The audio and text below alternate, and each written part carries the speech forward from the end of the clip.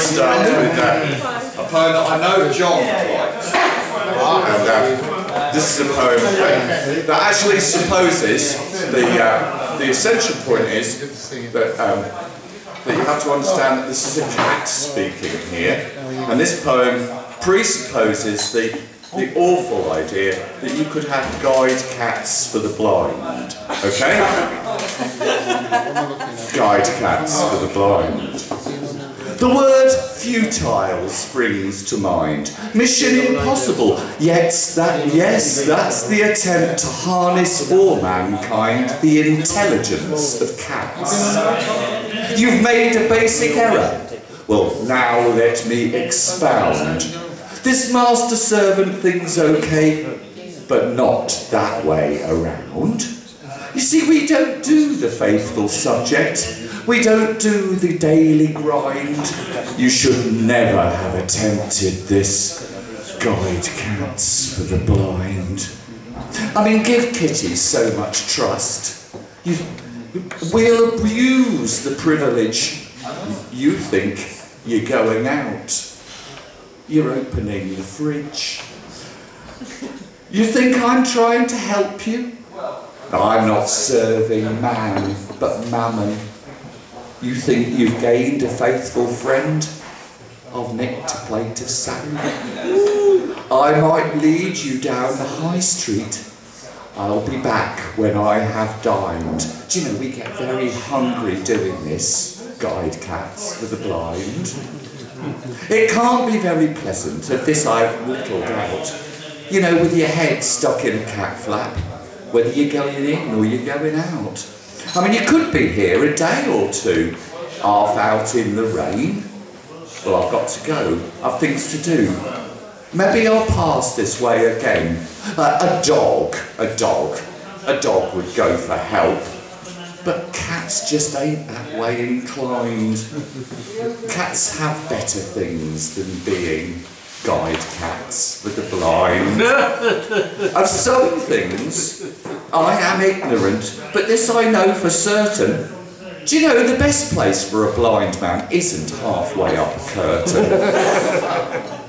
Why do they have to be up on the roof at 4 AM? It's a perfect place for me, but what's in it for them?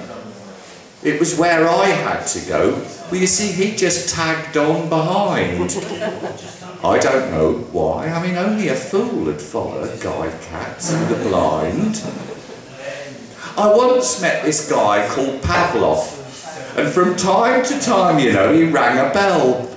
Simple things make humans happy, but I have to say that, well, I found it a disturbance. And poor chap, I do think he knew it. And soon, he only rang his bell when I wanted him to do it.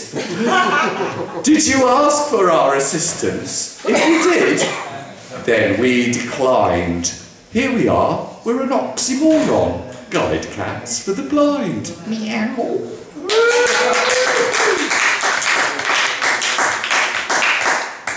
Okay.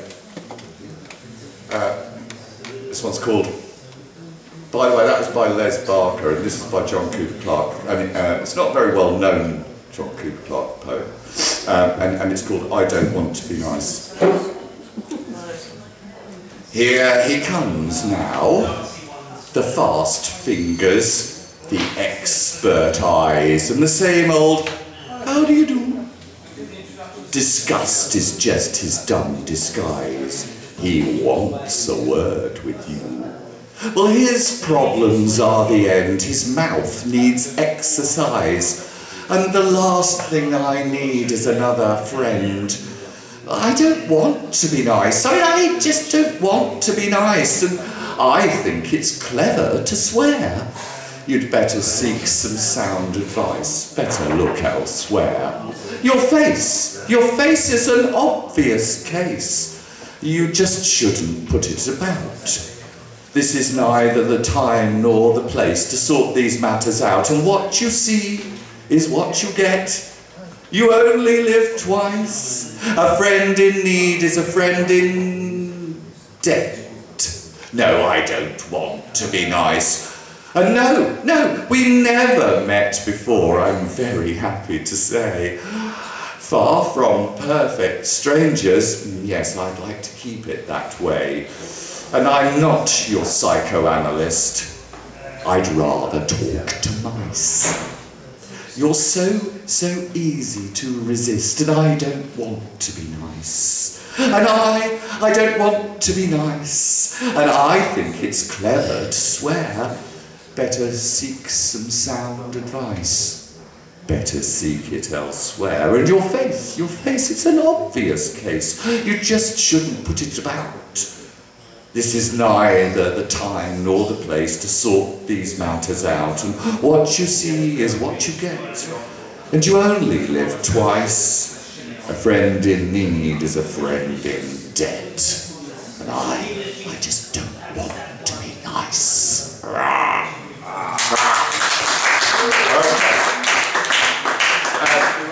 This one's a new one, probably go horribly wrong. This is called Tiffany, who couldn't put down her mobile telephone and died a horrible death. And it's a cautionary tale by Mitchell Simmons, and this is actually published tomorrow. A sight that's known to generate moans is silly girls on mobile phones, ignoring people in the street. They map their lives with every tweet. They text each other the latest saga of love and shopping and Lady Gaga, and they use all the latest apparatus to update their Facebook status. Just got out from taking a shower, only took me half an hour. Well, Tiffany Smith, she was just one such girl, and she spent her life in a social whirl. Wherever she went, she used her phone. In school and out, you'd hear its tone. It was Justin Bieber's latest hit, and it would indicate that her dial was lit. Her BFF just calling to say, "I'm going to phone you later today." You see, Tiffany had to keep in touch. Talking and texting, it meant so much for her. The stakes were life and death. To speak to Katie, to Charlotte, to Beth, 60 or 70 times a day. It wasn't excessive, I suppose, unless you pay. And here, alas, was the bitter pill. It wasn't Tiff what paid the bill. That task befell her struggling mother, who also provided for Tiffy's dear brother, another child to nag and drain her. For him, you know, it was always the latest trainer, but that's another poem. Her phone bill was a source of woe. Not for her, the pay and go. You see, Tiff had a tariff, it was second to none, and yet she always came undone. 1,000 minutes wouldn't last a week. Do you know, if only Tiff didn't have to speak to every friend throughout the day. "Hi, it's Tiffy, just phoned to say, hi, I'll text you later, tell you why." And that's what she would always do, signing off, LUV, space U. Tiff was an expert at textual speech. No word or phrase was beyond her reach. ROFL, LOL, and OMG. They came to her just so easily, until one day, as we shall see, it proved to be a calamity. And while she crossed a busy junction, her mind was on another function, and she texted her bestie Kylie and entered in that final smiley, and a Ford car knocked her off her feet. It killed her. End of tweet. When car hits girl, the former wins, and Tiff was knocked right off her pins. Her head was smashed, her neck was broken, her final "hey-yaw" went unspoken, and Tiffany was definitely dead. and all those words were left unsaid. No TTYLs, no BRBs, well, not when your head's wrapped around your knees. The driver stopped and got out of his car. He was dazed and shocked. Well, the way you are. You couldn't really blame the bloke. He wasn't speeding. But how sick is this joke? You see, at the point of impact, he was having a moan while talking on his hands-free phone. And at her funeral, the priest intoned, "Please turn off your mobile phones." And his words caused Tiffy's friends to leave. You see, they needed their phones to help them grieve. It seems they still don't get the truth. It's always odd to teach the youth. There's a time and a place to use your phone, and it's preferably when you're on your own, sitting down in reflective mode, not walking across a busy road. For if Tiffany's life was not in vain, other girls must avoid her pain and listen to parents and not get so vexed when told not to phone and not to text. Thank you.